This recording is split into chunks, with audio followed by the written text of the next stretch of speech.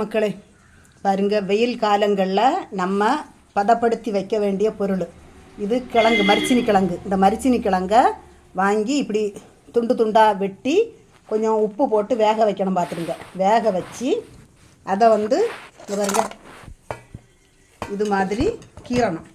கீறி வெயிலில் கொண்டு காய வைக்கணும்.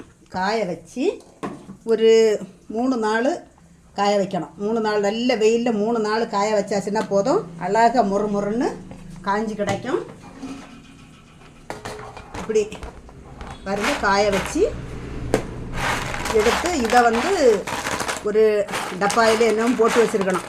எண்ணெயில் போட்டு பொரித்து மிளகுத்தூள் உப்பு போட்டு அழகாக பொரித்து எடுத்து முறுன்னு டீ குடிக்கும்போது சாப்பிட்டு பாருங்கள். பிள்ளைங்களுக்கு ஸ்நாக்ஸுக்கு சூப்பராக இருக்கும்.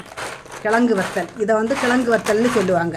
எப்படி இது பிடிச்சிருந்தா லைக் பண்ணுங்கள், ஷேர் பண்ணுங்கள், சப்ஸ்கிரைப் பண்ணுங்கள். இதுபோல் நீங்களும் பதப்படுத்தி வைங்க. வணக்கம்.